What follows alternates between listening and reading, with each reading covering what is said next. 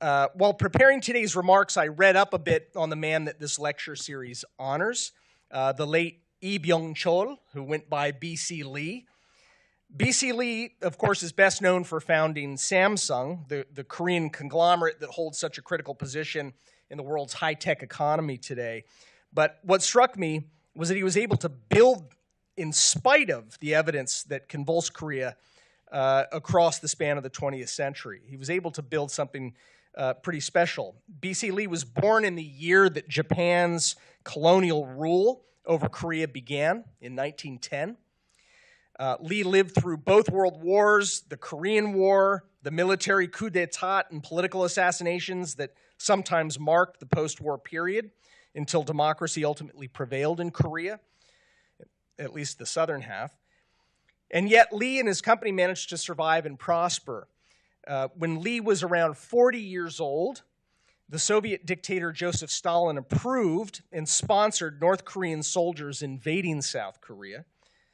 Stalin then backed Mao, as Mao sent Chinese soldiers into the war after the United States and South Korea and their allies pushed back the invasion.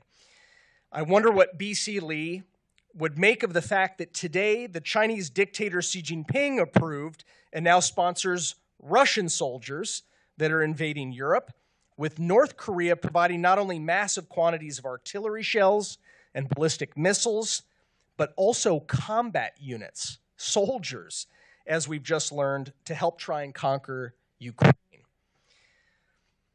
B.C. Lee might have thought to himself, here we go again.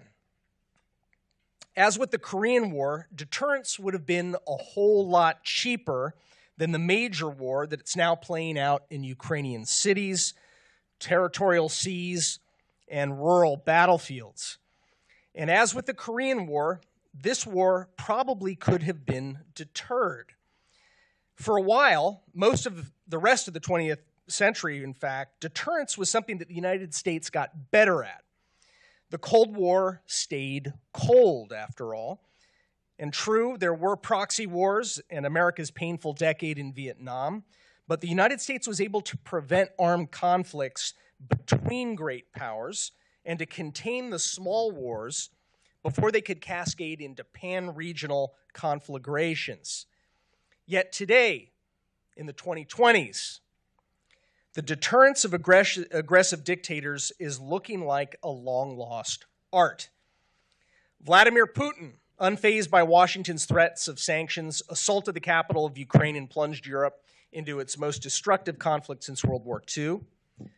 Iran equipped Hamas to initiate a war with Israel, and once the war had started, mobilized several of its other terrorist proxy groups in Lebanon, Yemen, Syria, and Iraq to rocket Israel, attack commercial shipping in the Red Sea, target U.S. warships, and fatally strike a U.S. military unit in the Kingdom of Jordan. After the rampage by Hamas, Beijing intensified its long-standing campaign to impose military control over the West Philippine Sea. Chinese sailors wielding axes and knives just recently forcibly boarded Philippine government vessels and confiscated 2 Philippine boats, an action that injured several Philippine sailors, and by my reading at least, meets the U.S. definition of an attack sufficient to trigger our defense treaty obligations to the Philippines. Venezuela's dictator, just weeks after Washington removed some of its sanctions on him, returned the favor by threatening to annex much of Venezuela's oil-rich neighbor, Guyana. And in a bold reprisal of Soviet mischief during the Cold War, Beijing is expressing sympathy for Venezuela's position while also developing Chinese military and intelligence facilities in Cuba. North Korea has resumed testing intercontinental ballistic missiles for the first time in more than 5 years, and as I just mentioned, supplies arms and munitions and now even soldiers for Russia's war in Ukraine. Vladimir Putin visited North Korea recently and established a military pact that appears to obligate the two countries to fight together in offensive, not just defensive wars. And at the center of this new axis of chaos is by far the most powerful member, the People's Republic of China, under the single-party dictatorship led by Xi Jinping. Beijing is the top economic, material, diplomatic, and propaganda supporter of this axis. And Beijing is steadily ratcheting up pressure on Taiwan as it builds the military capacity to be able to invade that island democracy. Deterring Beijing from pursuing that catastrophic adventure is the subject of my book, The Boiling Moat, Urgent Steps to Defend Taiwan, which published just yesterday. But I'd like to take a minute to discuss one lesson of history that the United States has forgotten, in the hope that revisiting history can help us regain our competency at deterrence. And this lesson may sound counterintuitive. I wouldn't have believed it myself a couple of decades ago when I was working as a journalist in China, writing for the Wall Street Journal. And before I had the privilege of serving in the U.S. military, and before I'd expanded my reading list of history beyond the sometimes thin college syllabi. But this counterintuitive lesson is that there is no such thing as an accidental war. Truly. Understanding this historical reality would alter how our own leadership calculates risk, and it would arm us with some insights that could help us shore up deterrence. For one, it would help us put to rest the fallacy that deterrence is provocative, that deterrence causes wars. You read variations of this idea frequently in the press. It would also help us stiffen our backbones in the face of potential aggression, and to remember that gestures of goodwill that involve weakening our military posture tend to invite, not defuse, the aggressive designs of dictators. President Biden told Xi Jinping more than a dozen years ago, when both men were vice presidents, that, quote, the only thing worse than a war is an unintentional war, close quote. As president, Biden and some of his cabinet-level officers have repeated that phrase numerous times over the past few years, including in the context of the Taiwan Strait, where U.S. and Taiwanese and Chinese military ships and planes are coming into closer proximity with one another. Secretary of State Tony Blinken, in a major policy address about China in May of 2022, said the following, quote, we've prioritized crisis communications and risk reduction measures with Beijing to help prevent an unintended conflict. Military accidents, of course, do happen, sometimes with lethal results, and it's prudent to establish guardrails to try to prevent them and their escalation. But a military mishap is a good example of something that might serve as a pretext for war, but not a cause of war, and there is a huge difference. Quote, no wars are unintended or accidental, close quote. That's a line from the Australian historian Geoffrey Blaney, who wrote that in his seminal book, The Causes of War, back in 1988. Quote, what is often unintended is the length and bloodiness of the war. Defeat also is unintended.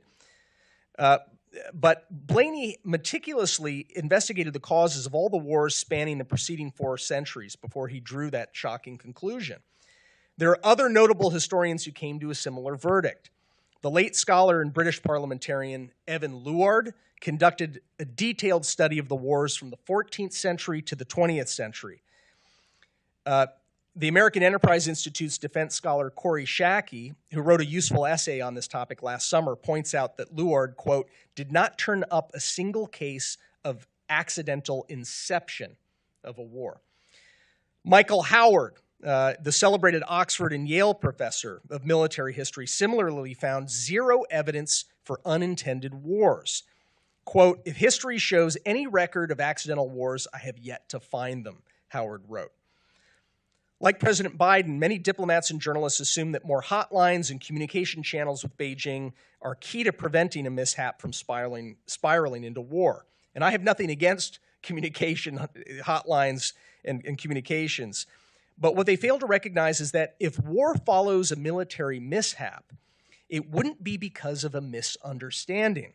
Quite the opposite. It would be because Beijing has made an intentional decision that the time is advantageous to fight a war that it has spent decades equipping and rehearsing for. Leaders start wars when they believe war will pay strategic dividends that couldn't be obtained through peaceful means. not because their anger got the better of them on a particular afternoon or because they couldn't find a working phone number for the White House. Beijing understands this better than Washington does, and it uses Washington's misapprehension to its advantage. In their first call after President Biden became president, Xi Jinping reportedly reintroduced the theme. Quote, "I remember, during one of our conversations years ago, you told me your father once said, the only thing worse than conflict that one intends is a conflict one does not intend," Xi Jinping reportedly said. It's reasonable to bet that Xi Jinping made that remark with forked tongue, that it was with the aim of stoking, not empathizing with President Biden's anxiety. Washington's fixation on unintentional conflict and hotlines may have emboldened Beijing to undertake more aggressive behavior, such as increasing its tempo of dangerously close intercepts of U.S. ships and planes in the South China Sea and in the Taiwan Strait. In orchestrating these close encounters, Beijing has a psychological advantage over Washington. It knows that accidents don't really lead to wars. The only references that I could find to accidental war in Chinese state media were commentaries noting how transfixed Washington is by the concept. Beijing may calculate that even a mid-air or at-sea collision with U.S. military entails limited downside risk and appreciable upside potential, since it might persuade Washington, ever fearful of the mythic accidental war, to reduce its military patrols in the Western Pacific.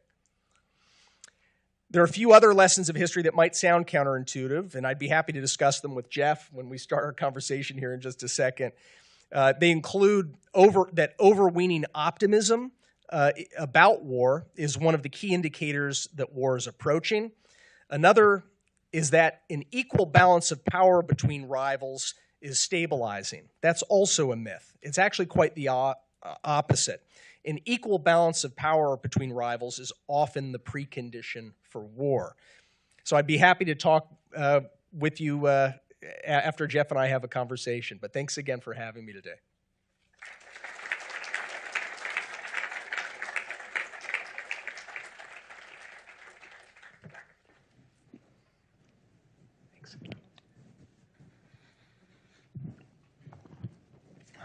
Thanks for those fantastic remarks, and congratulations on the publication of your book. It's a huge accomplishment. Thank you. Always a big accomplishment. I think this book in particular is going to make a big contribution to our understanding of the topic. And frankly, I want to dive right in, but I want to set the mood a little bit first. Sure. You probably would think with his book being published yesterday that we planned the timing of Matt speaking at the BC Lee lecture to promote his book. That's actually not the case. I reached out to Matt before we knew his book would be published this week because I thought he would be a great candidate for this lecture, period. The reason for that is many people in Washington are now talking a very good game on China, and that is a positive development. I think there's a more realistic assessment of China in Washington these days.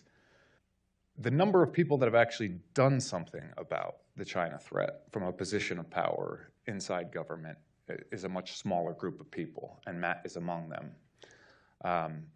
You know, when Matt came into government, we were in a sad state of affairs. We were drunk on engagement. We were asleep at the wheel. You can pick whichever metaphor you like. The point is, our relationship with China was imbalanced and in a bad place, in my perspective.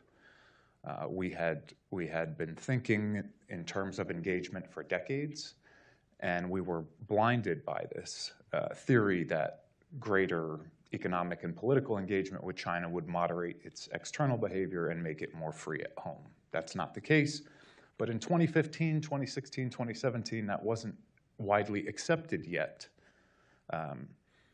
China wants to have Huawei come and build our digital infrastructure. Well, sure, why not? Free trade, right? China wants to build outposts on dozens of US college campuses and call them Confucius Institutes. Yeah, sure, that seems like a good idea. There's a shady lab in Wuhan doing risky research on coronaviruses with no security. Let's give them $50 million and see what happens.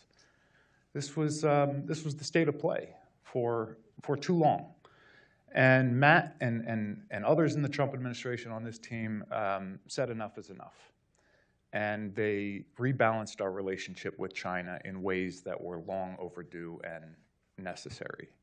They expanded our conception of competition beyond the military arena and recognized that this is as much an economic and technology competition as it is a military competition. They put Taiwan and deterrence in the Taiwan Strait at the center of our Indo-Pacific policy.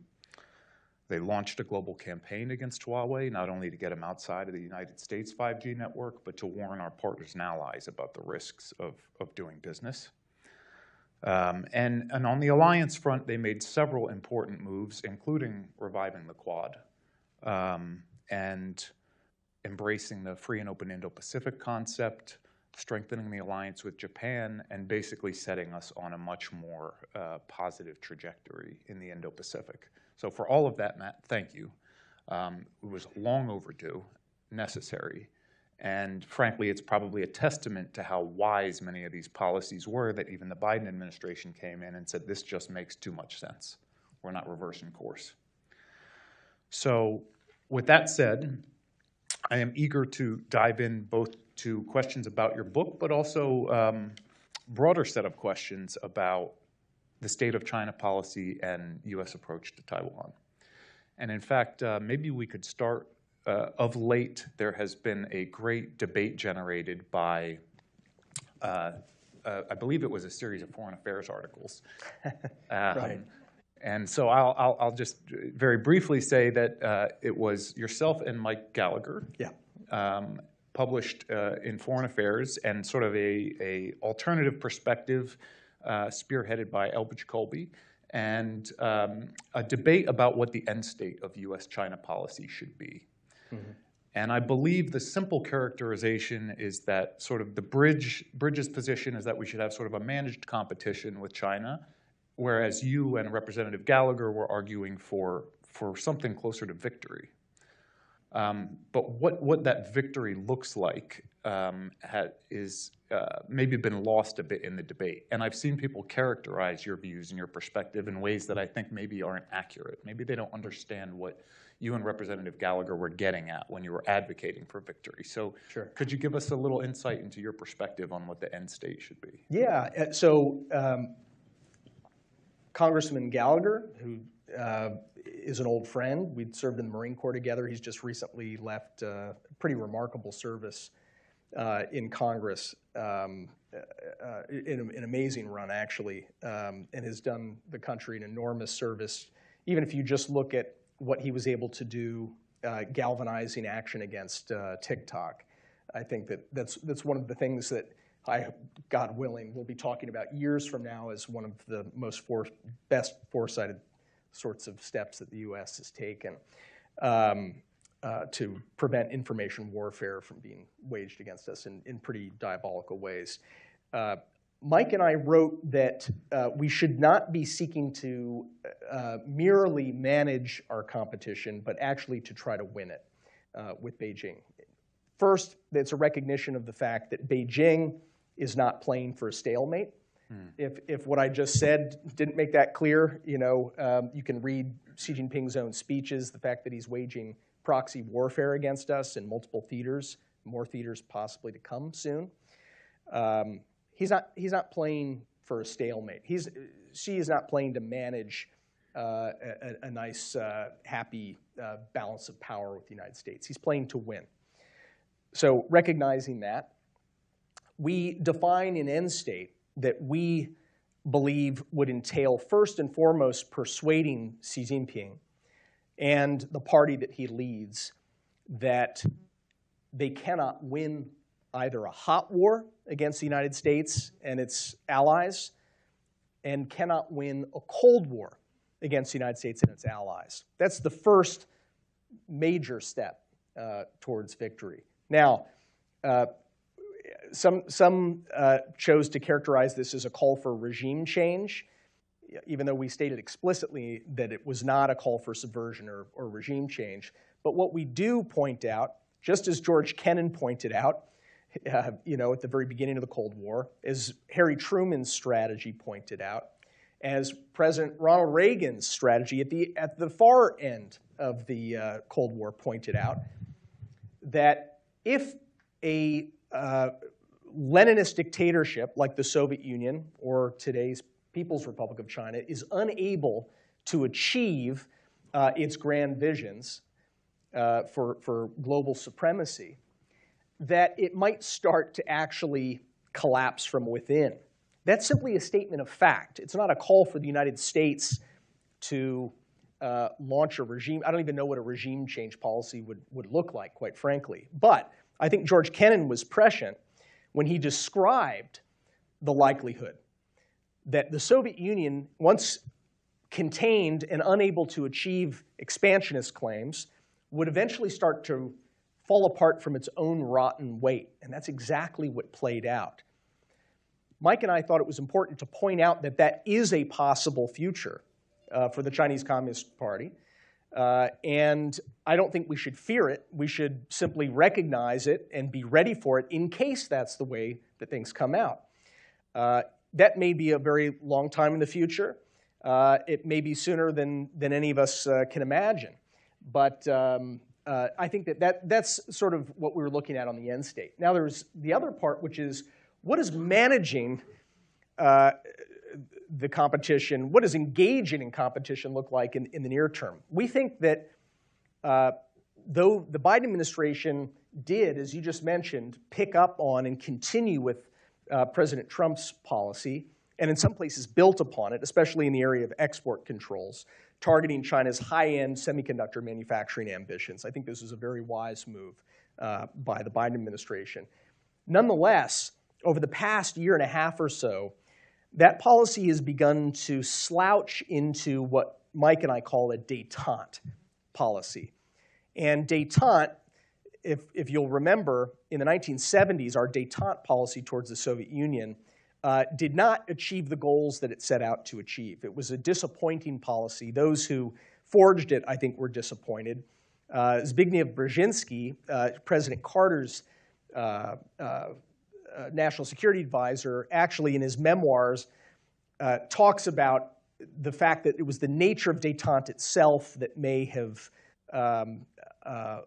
led to some of the Soviet aggression that was playing out. And actually, Brzezinski helped President Carter pivot to a more hardline policy in the final year of the Carter administration. And that really was a preview to President Reagan's very effective policy that brought the Cold War to a peaceful end. It was an anti-détente policy that actually turned out to be most effective in dealing with the Soviet Union. I think the same is true today, that a détente policy is actually inviting aggression by signaling weakness.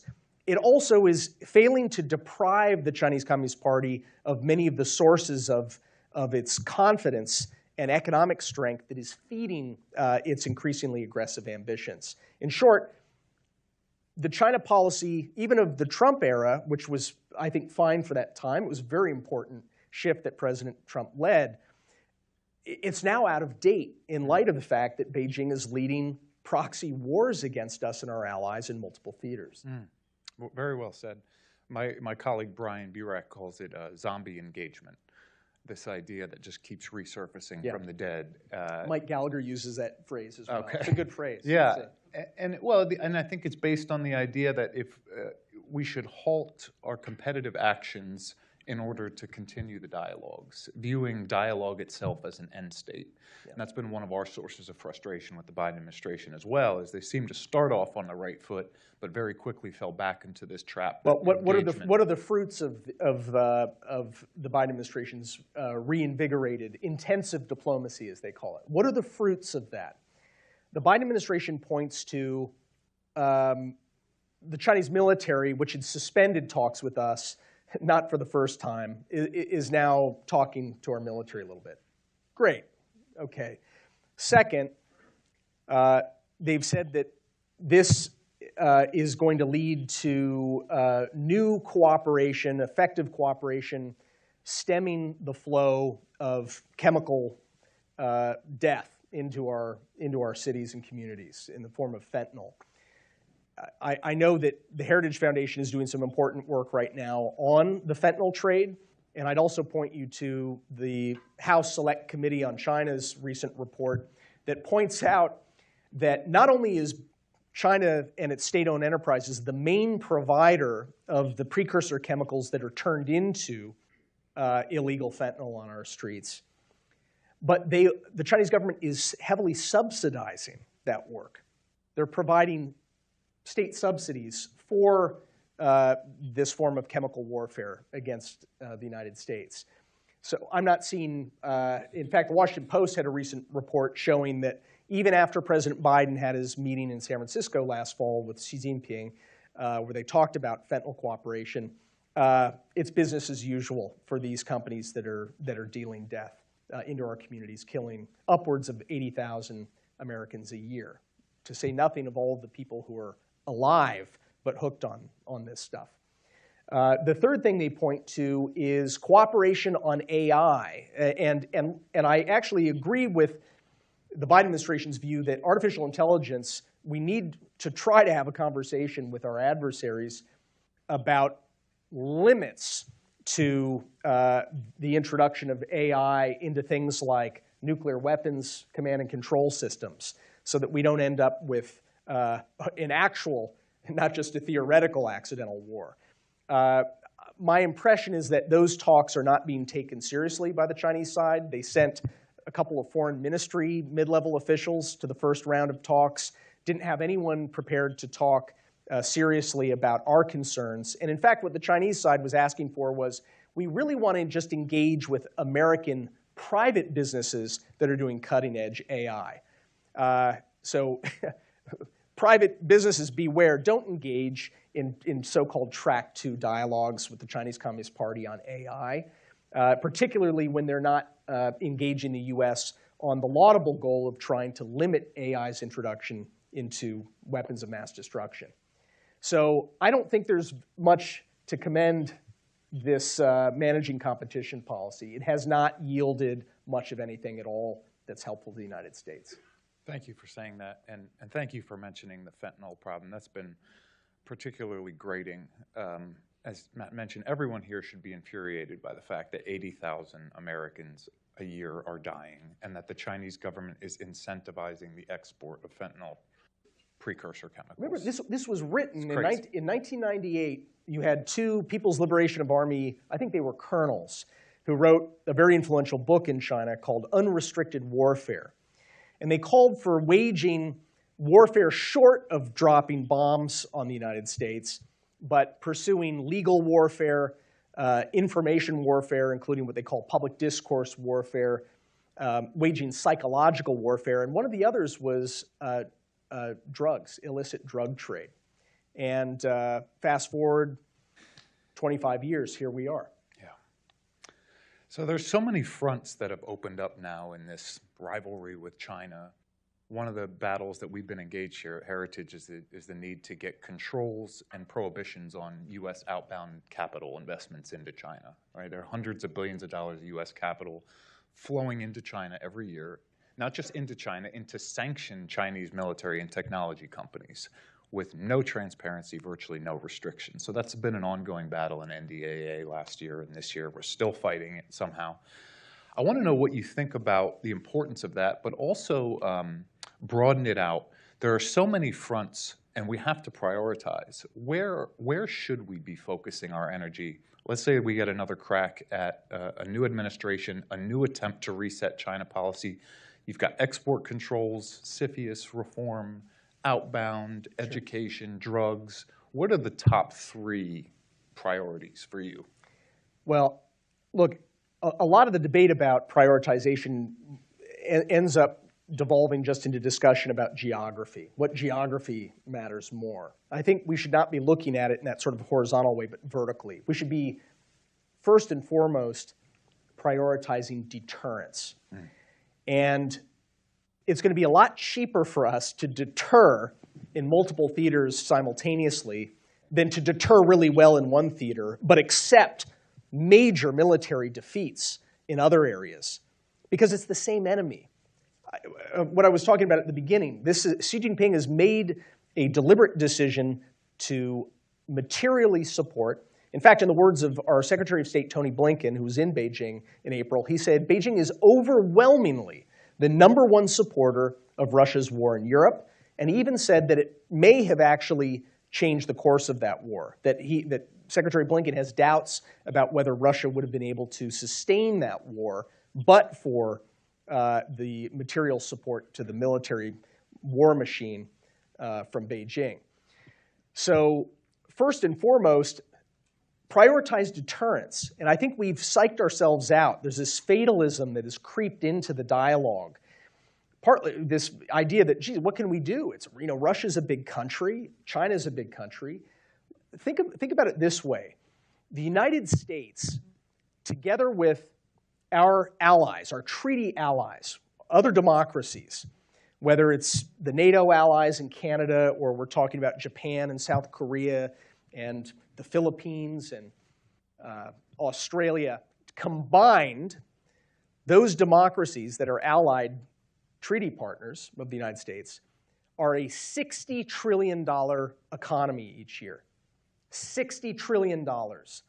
Russia's a $2 trillion economy. $2 trillion. Are you kidding me? If you add Beijing and the other axis of chaos members like Iran, you add North Korea, throw in Venezuela, throw in Cuba for fun, you're looking at still about 1/3. All of those combined are about 1/3 of the $60 trillion democratic alliance. I think we can dig a little deeper, okay? If we're spending almost $5 trillion in new spending, as the Biden administration has spent on stuff that has nothing to do with our defense, I think we can dig a little deeper to add on to our $800 billion defense budget. By the way, our defense budget, I did a back of the envelope. It's about equal to the combined military spending now of Russia, China, Iran, North Korea, those four. If you accept the American Enterprise Institute, sorry, I've mentioned them twice now at Heritage, but if you look at the AEI's report recently about what China's really spending on its military, somewhere around $700 billion, and then you add what Russia's doing, it's about equal to what the United States spends.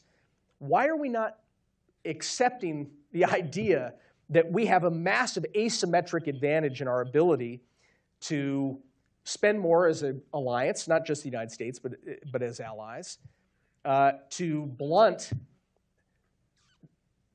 this war machine that's being inflicted on Europeans, on Israelis, soon perhaps in Latin America and Venezuela, against Guyana, against the Philippines, against Taiwan.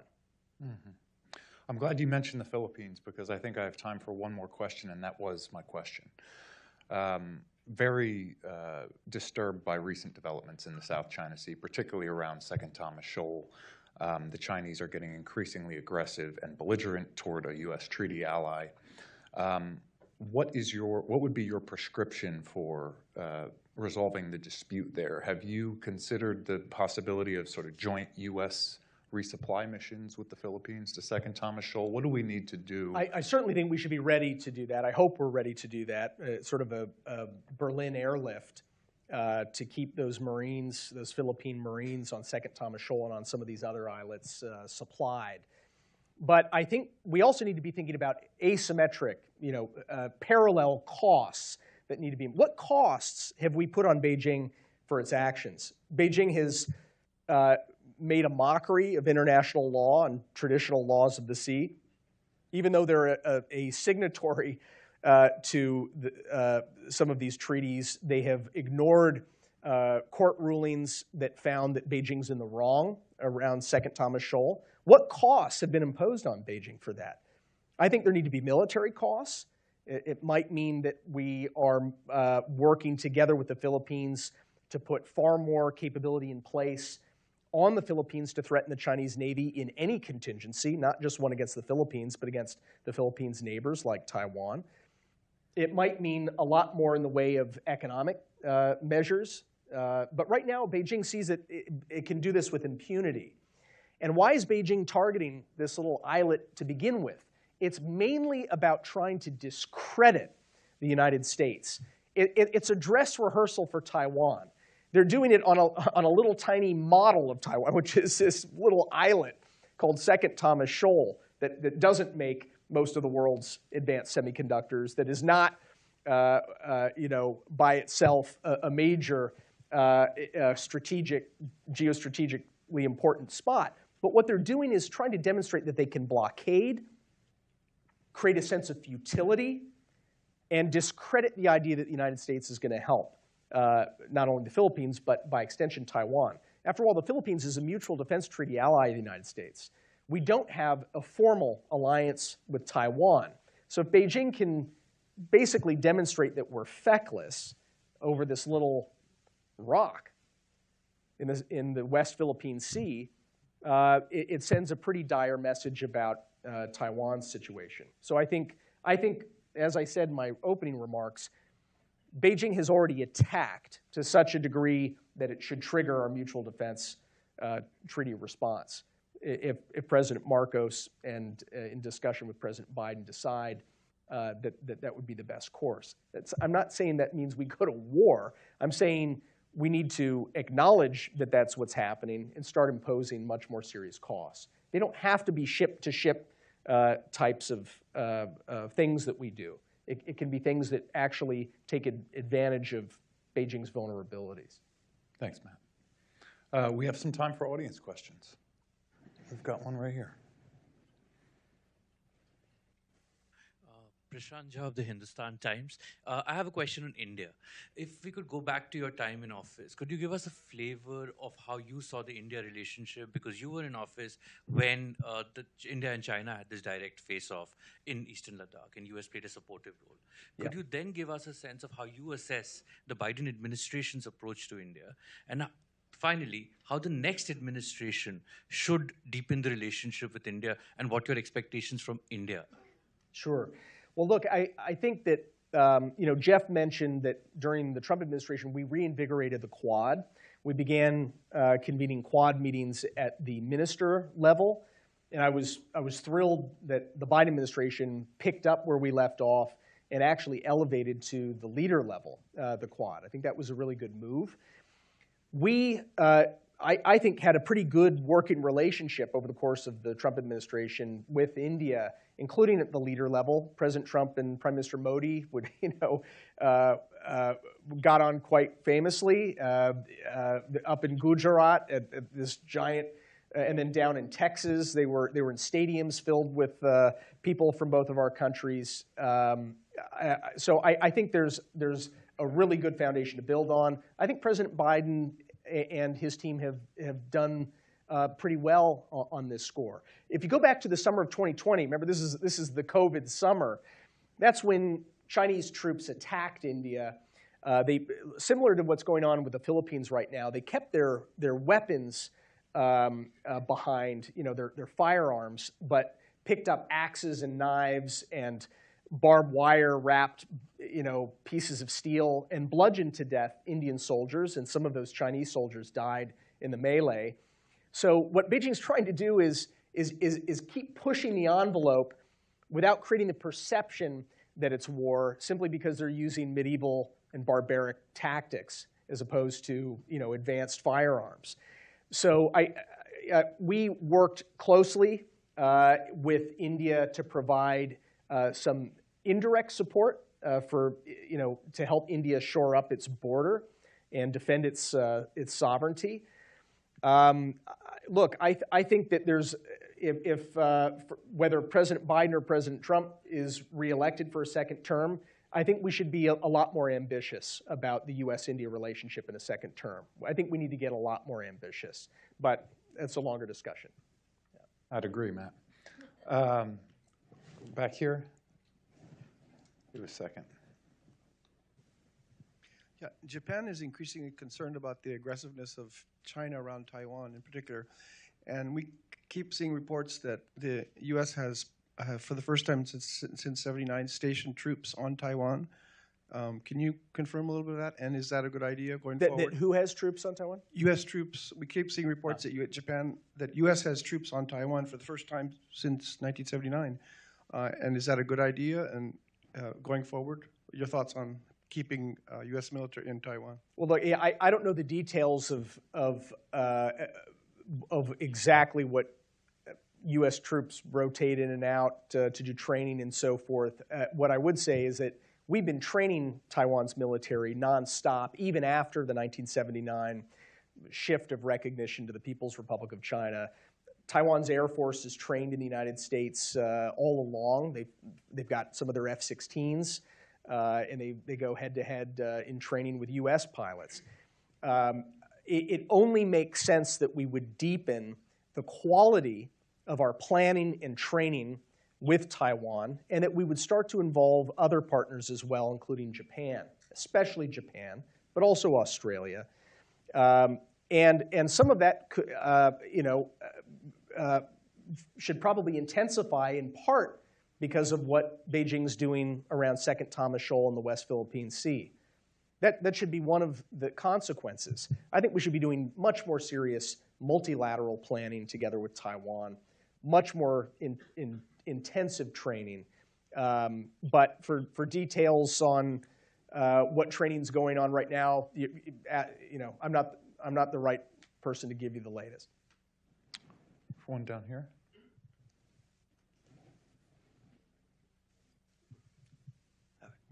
Thank you. My name is Kevin. One of my questions I wanted to ask was, how can we get, since our support for Ukraine and Israel has seen a lot of backlash, people are angry about it. What if, how do we get the people's support on, our aid to Taiwan if anything were to happen? Yeah. Well, look. I mean, we're dealing with tentacles of an octopus now, right? And so it doesn't make sense for us to say, well, let's ignore the tentacle that's grabbing a big chunk of Europe, or let's ignore the one that's now starting to squeeze the Philippines, and just focus on the tentacle that's starting to surround Taiwan. Okay, because it's the same frickin' octopus. Okay, this is an axis with Beijing at the center. That doesn't mean that Beijing launched all of these wars and conflicts, but it's definitely exploiting them to its advantage. It sees a strategic design in supporting the war like Tony Blinken described when he was in Beijing recently. So I would say to anyone that, this isn't the last one. The worse we do at deterrence, the weaker need we are about imposing costs on this kind of aggression, the more the aggression will intensify in the places where fighting is already happening, and the more it will spread to other theaters where we're not seeing fighting yet, but it's coming, okay? I mean, if we've learned anything, if you go back, think for a moment about, I think it was 2014, or was it 2013, that the United States drew a red line around Bashar al-Assad and said, if you use chemical weapons against your own people, in fact, it was 2013. It was August of 2013. If you use chemical weapons against your own people, we're going to take military action. Bashar al-Assad then went on to do his worst. You saw the images of children coughing up their lungs and dying, his own people, from chemical war. The United States decided not to enforce the red line that we'd drawn. It was exactly 6 months after that the war in Ukraine began, that Crimea played out, okay? Now, fast forward to Afghanistan and the US retreat in the summer of 2021. It was exactly 6 months after that Vladimir Putin launched the new phase of his 10-year war, the all-out effort to try to decapitate the capital. And hundreds of thousands of people have died since. Thousands are dying today. So there's a lesson in this, right? I mean, it's what I mean when I say deterrence is cheaper than war. And I don't think that we can say, well, we're going to deter some adversaries in some places, but not others, when in fact those adversaries are operating as an axis, increasingly well-coordinated axis. So well-coordinated that North Korea is sending troops to fight in Europe? Are you kidding me? So Matt, maybe I could offer the next question with a little bit of gentle pushback. Because I agree with a lot of what you say, but let's assume for a moment that the theaters are connected. And we've got maybe a secondary theater in Europe that is connected in some way to China, and the primary theater in the Indo-Pacific. I think a source of frustration for a lot of people, including folks here at Heritage and even myself, is that it's easy to get resources for the secondary theater, but somehow the primary theater always comes in second. So we've got something happening in the secondary theater, and we can muster $150 billion for it. Mm-hmm. But the primary theater, the center of the conflict, the Taiwan Strait, we kick and scratch and claw for a decade, and we get $2 billion. Yeah. That's a huge source of frustration. For me too. For me too. So what I'm saying is enlarge the pie, and then give the Western Pacific a much bigger slice. We've been arguing for that. Mike Gallagher and I, in our foreign affairs piece that you mentioned, talked about a $20 million Indo-Pacific fund just to go help provide the Indo-Pacific commander with some of those unfunded requirements that he and his predecessor have delivered to the Pentagon. The Pentagon right now isn't even spending the money that it's being allocated by Congress. I don't want to get the figure wrong, but I think it's about $11 billion a year that isn't being allocated. That money alone would go a really long way in the Western Pacific to shoring up our defense. Again, remember, President Biden net increase of U.S. spending by $4.6 trillion, not 1 cent of it for defense. Our defense budget is shrinking for 3 years in a row. In real terms, we have a shrinking defense budget. We have the smallest U.S. active duty military that we've had since the eve of World War II. I agree that we need to be a lot better about how we spend. We need to be more efficient. But let's start by facing the fact that we are in a major crisis, a 1930s-style crisis, and we're making decisions that we don't need to be making about a small amount of resources when we can increase that amount of resources. I think we have time for one more, and I feel bad because I called on him earlier and we gave the mic to someone else. Don't worry, you're doing a good job. No, thank you. Christian Forstner, Hans Seidel Foundation, which is a conservative think tank in Munich. If you present, Matt, your strategic objectives, managed competition or victory, to European allies, what would you expect? I expect they would opt for managed competition, but not for victory. Sure. So what role for the transatlantic partnership you see in the Indo-Pacific U.S.-China relationship? Yeah. Well, look, when I first came into office in early 2017, I made it a focus, even though I was the senior director for the Asia Directorate, I spent a lot of time, and my team spent a lot of time engaging with Europe about China. And what we found was, at the beginning, an extremely skeptical audience in Europe that didn't even want to say that China was a strategic competitor, much less an adversary that's waging proxy war against Europe today. But over time, what we did not do, what we did was say, we're going to do what we're going to do because we believe it's in the best interest of the United States. By the way, we also think it's in the best interest of Europe, so we're moving forward. We're going to keep you apprised every step of the way. We're going to tell you what we're doing, why we're doing it, why we hope you will do similar things, and we'll be thrilled if you come to see the world in similar ways to how we're now seeing it. And lo and behold, over time, Europe's rhetoric started to change. You saw that several countries and people within many of the countries started to say, we know what you're talking about. We're now looking harder. We're seeing that Beijing is conducting United Front influence operations against our universities, or to steal our intellectual property, or to intimidate citizens of German citizens who, whether they're ethnic Chinese or not, in your own society. And lo and behold, eventually, I think Europe began to move in a similar direction. Europe's going to do things its way. Europe is run by Europe. It's not for the United States to dictate. But what I don't think the answer is for the United States to say, well, because Europe is not fully on board yet with the problems we're seeing, the United States is going to wait. We're going to hold back, and we're actually going to water down our rhetoric. We're going to water down our steps so that we're all in lockstep. That's not leadership. That's the opposite of leadership. And it's more likely that you're going to end up with nothing really happening very quickly. But look at Europe's rhetoric and actions today. Look, Ursula von der Leyen, who made that very important speech a year ago that was followed up with what she called de-risking. I welcome it. It's great. Personally, I prefer stronger language. I think the United States should use stronger language. But I commend her for having the courage to at least start imposing some costs through the form of tariffs and other things against Beijing's malign strategy. Beijing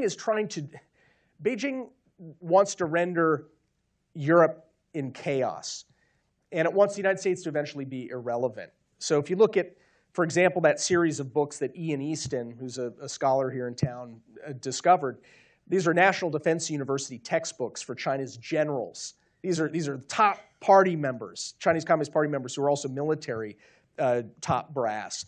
It's the Xi Jinping Thought series of textbooks. And one of the passages in those textbooks says, this is a 2018 passage. It says, America's growing weaker, Russia's growing more aggressive, Europe will be in chaos, and this is going to be great for China. In short, that's the paraphrase, right? It said that these are preconditions, in essence, for China's rise. And so what's following since then is what is the strategy we're seeing play out right now. Beijing is trying to shatter Europe, shatter it into a bunch of little pieces of crystal. Yeah. Thanks. Wow. Excellent. Everybody, join me in a round of applause for Matt. Go out. I don't know if I'm allowed to say this. Go out, buy his book.